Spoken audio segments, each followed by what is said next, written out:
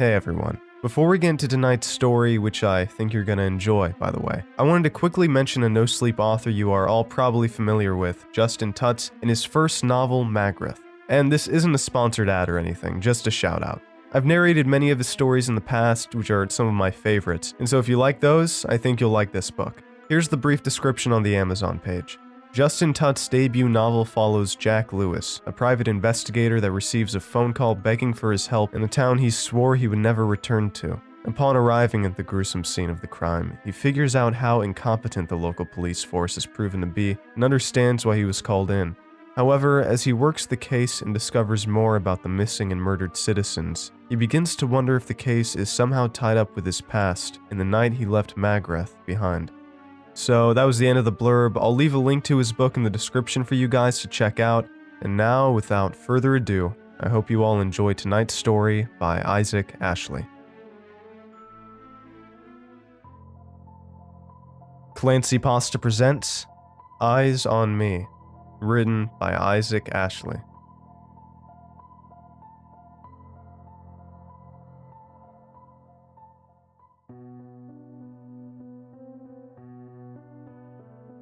A few days ago, my wife Krista burst into the den full of joy as I was reading.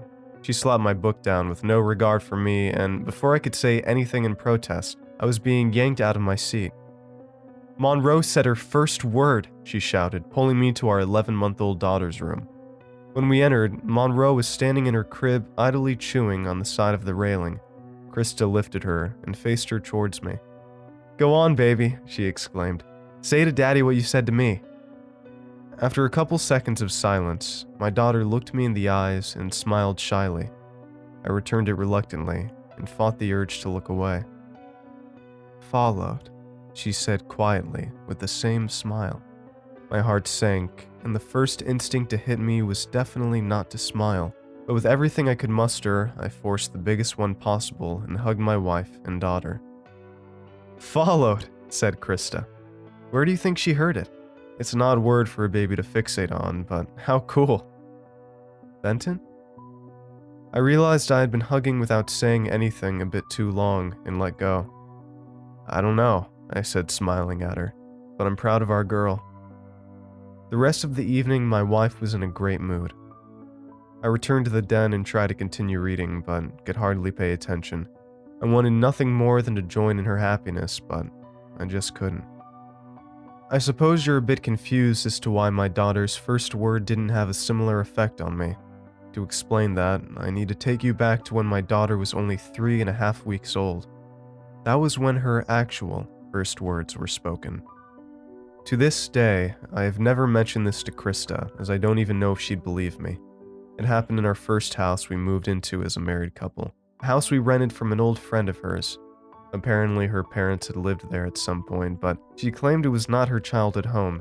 A bit odd, but whatever the case. We needed a place quick, and found ourselves there when we had Monroe. One night, Krista was dozing on the couch. I looked over and saw Monroe laying next to her, still wide awake, staring at the TV screen. I quickly walked over and tried to pick her up, but my wife snapped awake. "I'm fine," she said. "I can put her to bed." I snickered. "Well, she's still not asleep, so she's gonna need to be rocked. Can you stay awake long enough for that?" Krista looked up at me, and her shoulders slumped with a sigh. "I guess not." Being a new mom, she insisted on doing everything for Monroe and overseeing when I tried to take charge. She was a wonderful mother, no doubt, but she was starting to get worn out. "Let me take her up to her room and rock her to sleep. You head on to bed." To my surprise, I was able to pick my daughter up with little to no protest. Krista started to move, but then laid her head back down. "Just come get me when she's asleep," she muttered, already dozing back off. "I'm so comfy." I giggled quietly and started to make my way upstairs. Monroe rested her head on my shoulder, which generally meant it wouldn't be a long rock. I shut the lights off upon entry and sat into the chair after pulling a small blanket over her back. The only sound in the room besides the creak of the chair was the noise emitting from the speaker we had set up. I rocked my daughter to the sound of crashing waves and waited patiently for her to fall asleep. As I try to recall, this is where time gets a bit strange. I've never been a fan of the dark, but something felt a bit different. The moonlight illuminating from the window wasn't providing much comfort. The waves had lost their usual calming nature. Something about them seemed dangerous. I tried focusing on the rhythmic creaking of the rocking chair, but I found that to be unsettling as well. It reminded me of the sound of the floor creaking, as if listening for someone growing closer to you.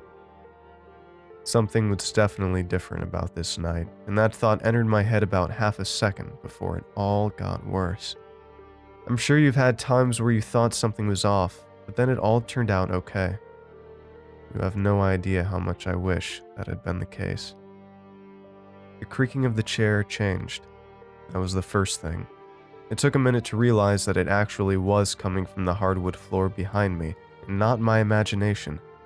I brought the rocking to a slow stop and strained my hearing.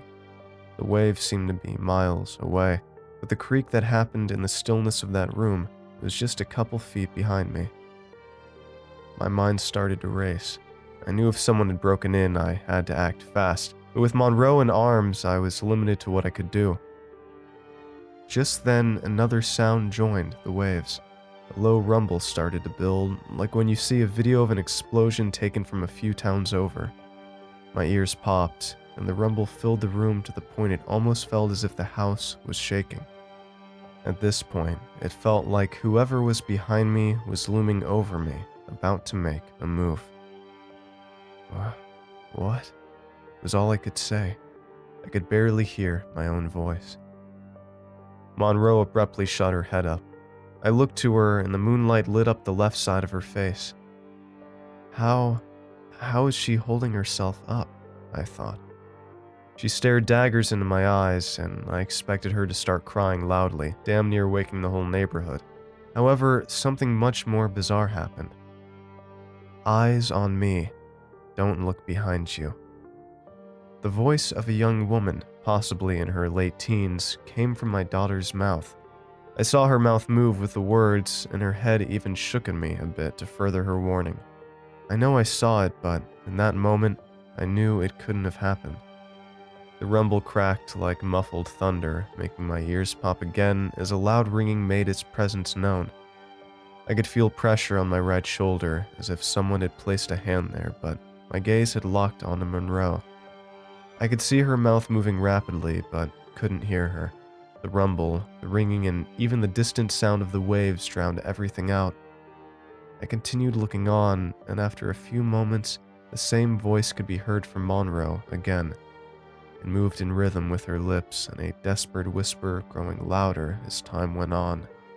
Eyes on me, eyes on me, eyes on me, eyes on me, eyes on me, eyes on me, eyes on me, eyes on me, eyes on me.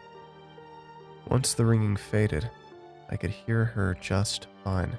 She repeated the phrase over and over again without breaking eye contact or even blinking. The figure behind me was breathing into my ear now. It wasn't saying anything, but I knew it wanted me to look. I have no idea how long this went on for, but as quick as it happened, it left. All of the air seemed to leave the room in a vacuum. The sound of the waves came rushing back, and the floor creaked one last time as if something was quickly lifted upward. Monroe let out a gasp, and her head fell back to my shoulder. Her breathing slowly returned to normal against the palm of my hand on her back. I sat for a few minutes listening to the sound of waves that had gone back to normal. I stopped rocking completely, going over what just happened in my head. I slowly raised up, grasping Monroe firmly, and looked over to her crib. Pondering for a moment, I just stood there not knowing what to do while my daughter slept as I held her. No part of me wanted to turn around, even though I sensed nothing else in the room, and I didn't feel it safe to leave Monroe in there. I left the room and slowly walked downstairs. Krista was fast asleep where I left her, oblivious to the horrors that I had witnessed. I glanced at the clock to see only 35 minutes had passed, but it seemed I had been in that room for an eternity. I took some blankets and pillows to make a makeshift bed next to Krista for Monroe and laid her down gently.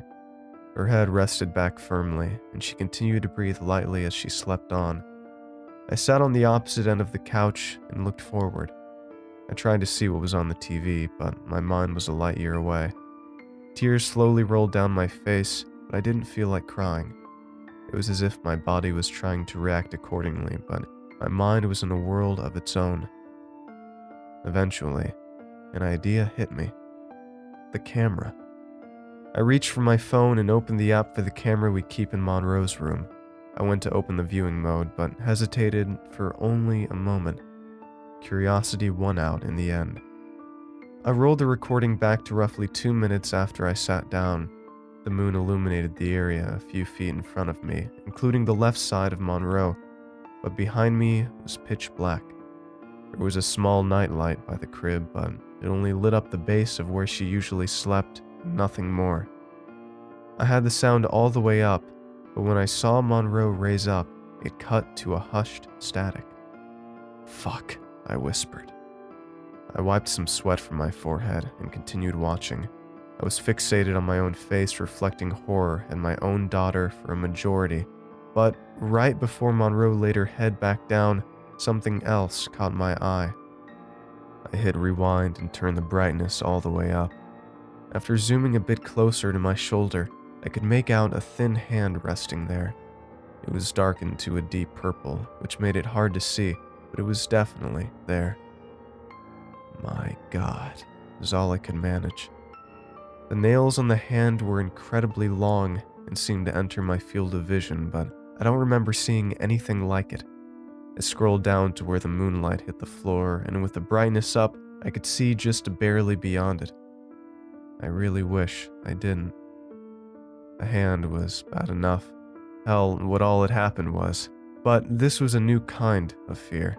A kind of fear where you're so scared you can't even react.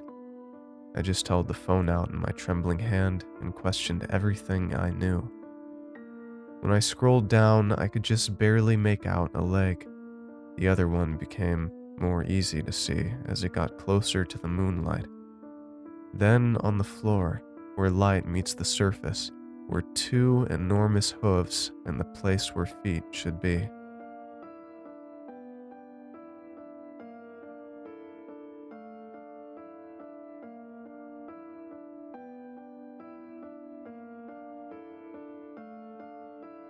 Thank you all for listening, and I hope you enjoyed tonight's story. Now, before I end the episode, I want to give a huge shout out to my $5 and up patrons on Patreon. So thank you so much to Jacob D, Jamie P, Random Pasta, Michael L, Greg RB, AlleyCat36, Weird Times Infinity, Absinthe Alice, Mike 222777, Jason D, Sylvia K, Joe S, Baby Bat, Emily V, Nameless, Tim W, Lydia P, and Techo M. So thank you so much to all my $5 and up patrons on Patreon, and just all of my supporters in general. It means so much personally that you guys enjoy my work and are willing to help support me to continue to make it happen, and it really helps out a ton as well. So just thank you. Huge thanks to the author for letting me narrate his story once again. Make sure to check out his links in the description, and I will see you all next time. Thanks for listening, everybody, and have a great night.